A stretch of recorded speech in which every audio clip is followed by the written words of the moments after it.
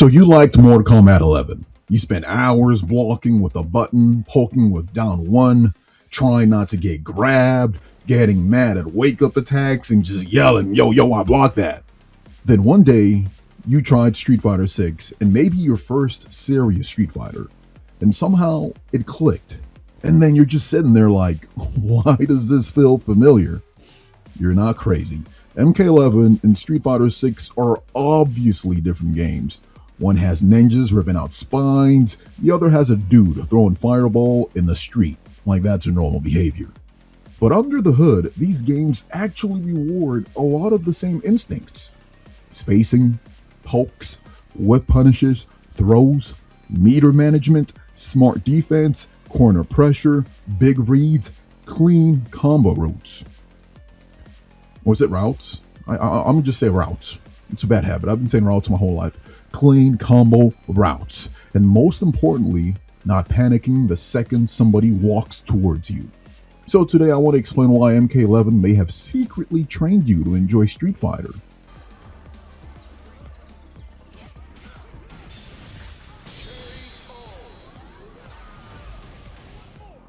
Let's be honest, MKX was madness. That game was like, guess right or explode.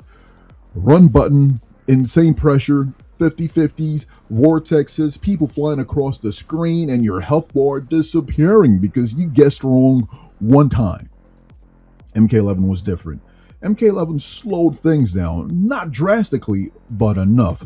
There's no run button, more grounded movement, more pokes, more spacing, more neutral. Instead of pure chaos, MK11 often asked, can you stand at the right range? Can you make the opponent whiff? Can you punish them for swinging first? And that is very Street Fighter. That is basically the core of Street Fighter. Even in Street Fighter 6 with the run mechanic, aka drive rush. See, in Street Fighter 6, you are constantly playing this little dance. Walk forward, walk back, poke, check drive rush, anti-air the jump, bait the button, whiff punish. The same feeling exists in MK11. You're standing just outside somebody's best button, waiting for them to get impatient, and then boom, you clip them. That's why Street Fighter 6 feels so weirdly comfortable if you like MK11, because both games have the same feeling of, I didn't win because I mashed harder, I won because I stood in the right spot. Now obviously MK11 has a dedicated block button. Street Fighter 6 does not have a dedicated block button, but it does have drive parry. Drive parry feels like a cousin to MK11's block button. When you hold drive parry in Street Fighter 6, you will pretty much block everything. From all sides, from behind, universally, you will block everything. Of course, except throw.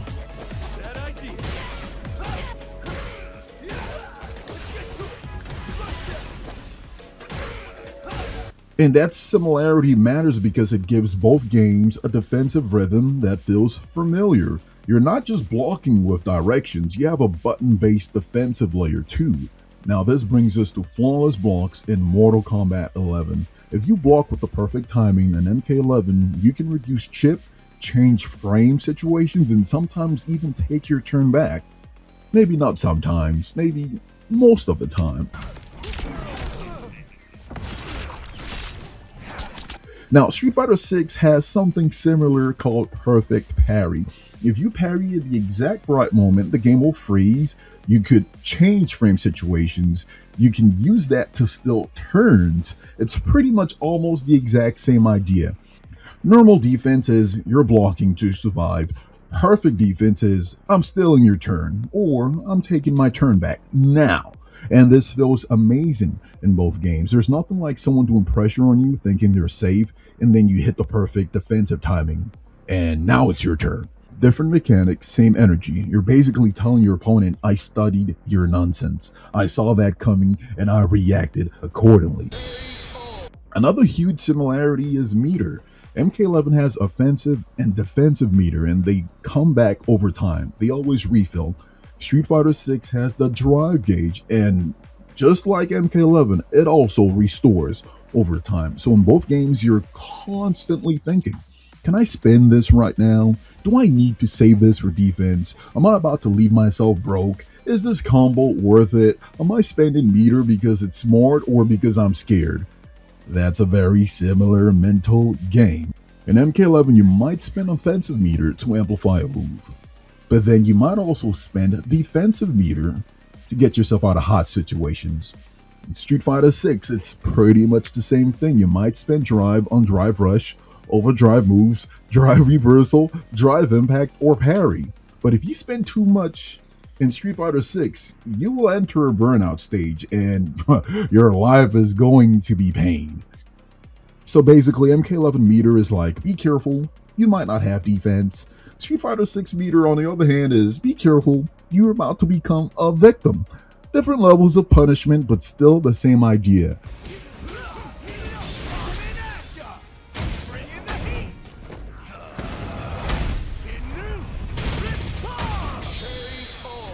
Meter is not just there so you can do cooler combos. Meter is your ability to play the game comfortably. Another thing is that MK11 has fatal blows. Street Fighter 6 has super art gauge, especially level 3 and critical art.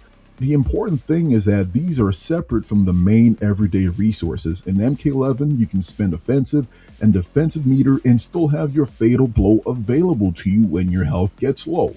In Street Fighter 6, you can spend drive gauge and still have super meter. So both games have this layered resource system. You have your normal fight meter, and then you have your I need this to win the round type meter.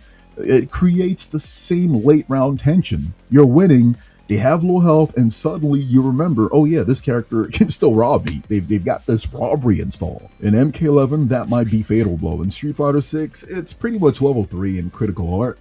Either way, both games have that feeling of I'm winning, but I better not get stupid, or I might pay the consequence. Another big similarity is both MK11 and Street Fighter 6 make you ask, is this pressure real? In MK11, somebody might be doing strings, staggers, gaps, and fake turns. If you know the matchup, you can interrupt with flawless block, punish, or take your turn. In Street Fighter 6, players can do the same thing. They can drive rush pressure, fake pressure, plus frames, fake strings, or try to bully you with buttons that might not be real. If you know the answer, you can perfect parry, drive reversal, OD reversal, or jab your way out of it. It's the same thing with MK11. Perfect parry blows up a lot of fake stuff. The important similarity is that both games punish autopilot offense. You can't just run your YouTube combo tutorial pressure and expect everyone to sit there scared. If people have learned the matchup, they will blow you up in both games. At low level, it might work. At high level, though, people start asking, that's gotta be fake. And then suddenly your whole game plan falls apart. That's one thing I love about both games. They reward actually learning if it's your turn and when it's not your turn.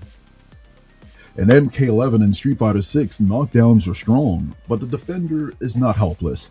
MK11 has wake-up attacks, rolls, delayed wake-up, breakaway situations, and defensive meter choices. Actually, a very defensive game for a game that has very strong offense as well. Street Fighter 6 has wake-up OD reversals and wake-up supers, parry, tech throws, delay tech, back rise, and other defensive actions. Even drive reversal as well for the people who don't have OD DP reversals. So when you knock someone down in either games, it's not automatic. You still have to ask, are they going to block?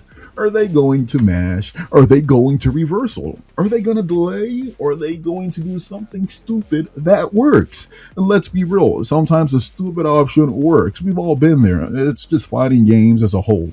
You can have the perfect setup, the perfect read, the perfect spacing, and then your opponent just wakes up super. And you just got to sit there like, yeah, I deserve that. Both games have the same wake-up mind game. Pressure is strong, but defense still has teeth. Now, this is one of my favorite comparisons, breakaways and panic reversals. I think these are spiritually related. Street Fighter 6 does not have a breakaway. Let's be clear about that. Once you're getting comboed in Street Fighter 6, you just gotta hold it. You're not breaking out mid-combo like you can in MK11. But the mind game around panic defense is very similar. In MK11, breakaway lets you spend defensive meter to escape a juggle. Sounds simple, right? Except that's not free. If you break away at the wrong time, the opponent can bait it, they can change your combo or route, or hit you with an armor breaker. So MK11 will ask, do you break away now, or are they waiting for me to panic breakaway? Street Fighter 6 does this in a different way. Instead of breakaway, Street Fighter 6 gives you defensive tools like ODDP, drive reversal, perfect parry, and super. A wake-up ODDP can save your life, but if they block it, congratulations. You just want a free trip to the corner and 40% damage. Yeah, you can hit 40. Look, I'm talking about you, Akua. And who else? Ryu? Who the hell am I missing? Sagat? Jesus Christ. Drive reversal can also get someone off you, but if they bait it, if they block it, or they make it whiff, you just spend drive gauge to become a sad boy. They will blow you up. So the similarity is not Street Fighter 6 has breakaway. It doesn't. The similarity is both games make defensive escape attempts powerful but risky. MK11 punishes panic breakaway. Street Fighter 6 punishes panic reversals. Different mechanic, but the fear is the same. Both games teach you that. They basically teach you that defense is not pressing the escape button. Defense is knowing when the escape button is actually the right choice. It sounds deep on paper. It sounded deep in my head. Hopefully you understand where I'm coming from. Now, both games also give you that dopamine hit from big reads. Now, even though MK11 and Street Fighter 6 are grounded games, they still know how to make a big read feel amazing. This is where MK11's Krushing Blows come in. In MK11, there's this system where if you meet certain conditions, you get a huge cinematic hit that could lead to big damage. And honestly, that shit feels good. You uppercut someone at the perfect time, you get the big Krushing Blow pop up. Jesus Christ, beautiful. The screen slows down, the bones break, the damage starts cooking, your brain goes, yeah, that is fucking amazing. And it wasn't just uppercuts either. Some throws had Krushing Blow conditions, some specials had Krushing Blow conditions. Some characters had unique setups where if you landed the right hit at the right time, under the right condition, you get it rewarded with a massive momentum swing, aka a Krushing Blow. Now, were all the Krushing Blows balanced evenly across the cast? Absolutely not. Some characters were eating good. Some characters were looking at their Krushing Blow requirements like, why do I need to solve attacks for just to get my damage going? But even with that problem, the basic feeling was great. MK11 rewarded you for landing the right read or meeting the right condition with a big, satisfying, high damage moment. Now, Street Fighter 6 does not have Krushing Blows, but it has similar dopamine feelings through punish, counters, and heavy button starters. When you bait something in Street Fighter 6 and punish it with a heavy button, the game makes you feel it. The spark hit, the screen reacts, the sound effect pops, the opponent freezes for like half a frame, just long enough for your brain to go, oh yeah, I got something cooking. And now it's your job to convert that. Heavy punish into drive rush, punish counter starter, corner carry, level 3 cash out, big damage. It gives you that same feeling that MK11 gives you with Krushing Blows. I made the right read and the game rewarded me hard. That's a huge reason both games are so satisfying. They're not just about random big damage, which can happen. Trust me, it definitely happens. But most of the time, it's all about earning that big moment. In MK11, it might be I knew you were going to press, so I ducked and I uppercut Krushing Blow you.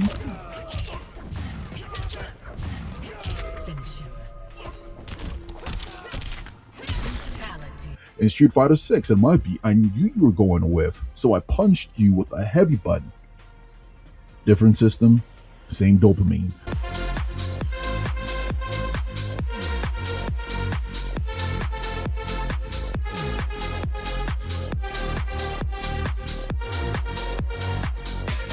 Both games understand that fighting games need those explosive moments where the game basically tells you, good read, now hurt them.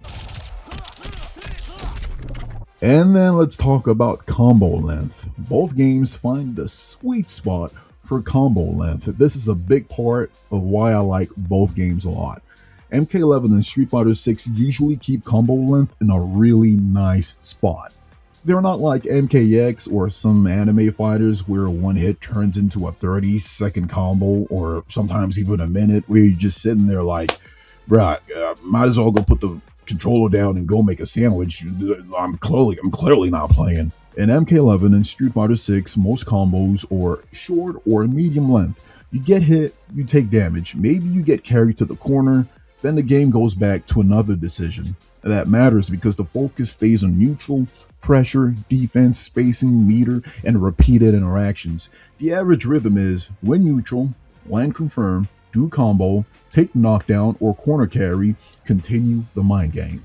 That rhythm exists in both games. Now, of course, there are exceptions. I'm looking at you, Johnny Cage from MK, and you too, Aki in Street Fighter 6. She can get pretty wild with it too. Don't get it twisted though. When Johnny and Aki get going, that shit looks good.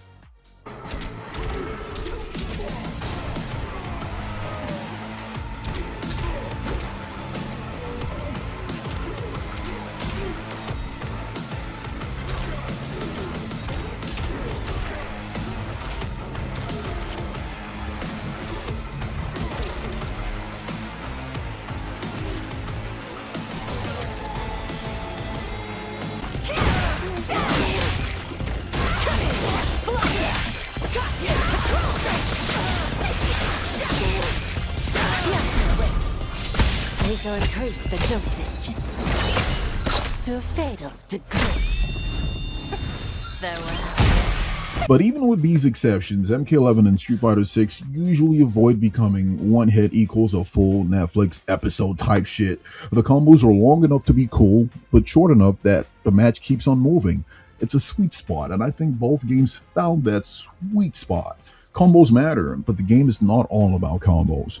Throws are extremely important in both games. In MK11, because block string is strong, throws become a huge part of opening people up.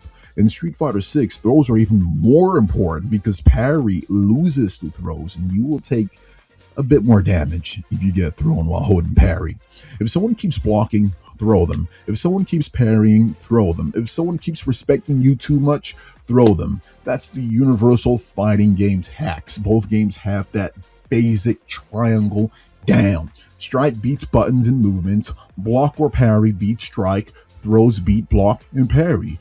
And once someone starts feeling the throw, now your strike becomes even stronger. That's when the real mind game starts. You walk up, they expect to throw, they tech, you shimmy, they whiff throw, you punish, they uninstall. Beautiful. Both games have knowledge checks, but they're not pure chaos. MK11 has strings, gaps, staggers, plus frames, punishable specials, and matchup specific nonsense. Street Fighter 6 has all that, drive, rush, pressure, drive impact, gaps, save jumps, burnout pressure, fake turns, and just character specific nonsense as well. So both games have knowledge checks, but they do not usually feel like pure casino gameplay. Most of the time there is an answer. You just have to know it. You just have to ask, can I interrupt here? Is this plus? Can I punish this? Can I flawless block this? Can I perfect parry this? Is this pressure real or am I just scared? That's where both games get deep. At first you're just playing and then later you start realizing, oh, I'm really not bad. I just don't know what this character is doing to me, which forces you to lab, which basically yields that fighting game experience we love so much. Another thing they have in common is corner pressure. Jesus Christ, it is terrifying in both games. In both games, the corner is where dreams go to die. In MK11, the corner makes throws scarier. Pressure is tighter, jump outs easier to check, and some characters become even more dangerous because now they have more combo routes. Finish him.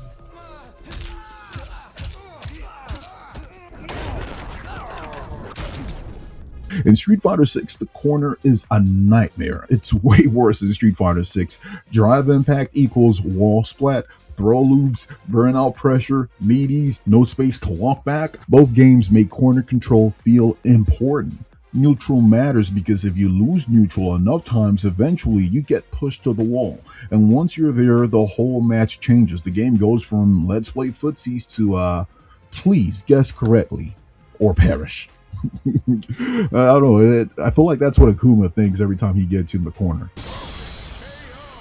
Also, both games have combat threats. Both games have strong comeback potential. Yes, MK11 has Fatal Blow. When somebody gets low on health in MK11, suddenly they have a giant danger button. And even if you're winning, you can't get reckless. You might get hit with a Fatal Blow. The same with Street Fighter 6, level 3 critical art. Both games create that late round tension. You might be dominating, you might be playing clean, you might be thinking, I got this, but then you make one bad decision and suddenly your character is in a cinematic, just getting folded and tossed like laundry. Both games make you respect the opponent until the round is actually over. Not almost over, actually over. Because almost over is where the robbery happens.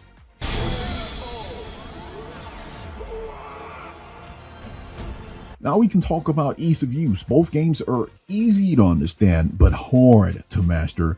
There is another underrated similarity between both games. MK11 is readable. You can understand the block button, you can understand strings, you can understand Fatal Blow, you can understand meter. Street Fighter 6 is also readable. You can understand pokes, throws, drive impacts, parry, drive rush, and supers. But both games get way deeper once you start studying the frames, the spacing, save jumps, throw loops, whiff punishes, meter routing, matchup knowledge, defensive timing. That's why Street Fighter 6 is a good for a serious Street Fighter if you came from MK11. MK11 already trained you to care about the important stuff. Spacing, pokes, whiff punishes, throws, defense, meter, corner pressure, not mashing like a goblin. Street Fighter 6 just takes those same skills and puts them into a more traditional Street Fighter show. Slightly harder, I will add, but trust me, it's still fun. It's still worth it. Now, I know I've been gassing both games up, talking about how these two games are one of the greatest fighting games of all time. In my humble opinion, I think it's time we talk about the main differences. Now, I don't want you to act like these games are the same. They're not. For example, MK11 is more string based. It's built around strings, staggers, and special cancels. Street Fighter 6 is more normal based. You're poking with individual buttons more often than confirming into drive rush, specials, or supers, with the link system we've all grown accustomed to. So MK11 feels more like I'm running a sequence, and Street Fighter 6 feels more like I'm controlling space with individual buttons.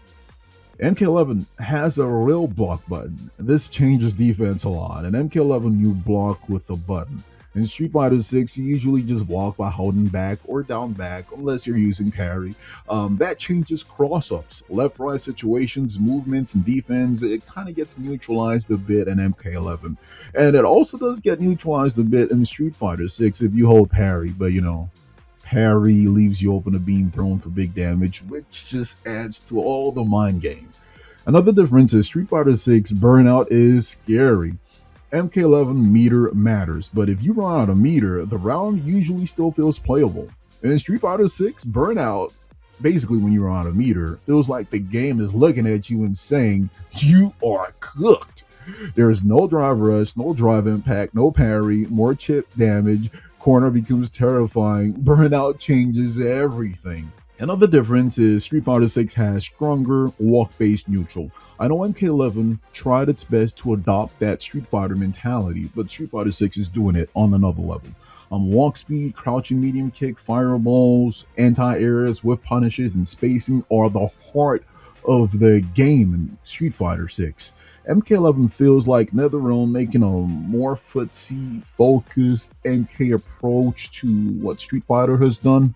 While Street Fighter 6 it's the soul, it's the core of Street Fighter. The devs have been doing this for 30 years. They know what neutral and footsies are. So my final take. So yeah, if you love MK11 and now you're enjoying Street Fighter 6, it makes perfect sense because these games reward the same kind of fighting game brain, not pure combo brain, not pure mix-up casino brain, not pure touch of death brain. Now watch me play by myself brain.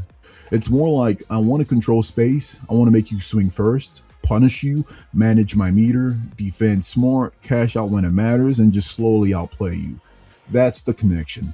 MK11 probably trained you for Street Fighter 6 more than you realized. It taught you spacing, it taught you pokes, it taught you whiff punishing, it taught you throws, it taught you meter management, it taught you defensive timing, it taught you corner pressure, it taught you combo discipline, it taught you the joy of landing a big read and turning it into damage. And most importantly, it taught you not to panic.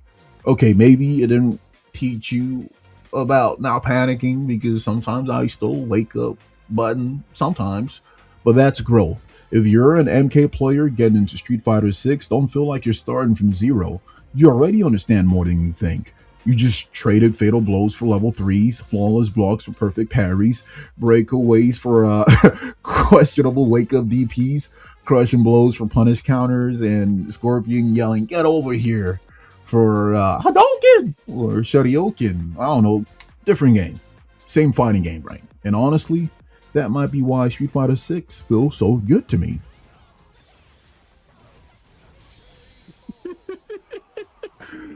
Oh my God. Oh man, I know he's salty.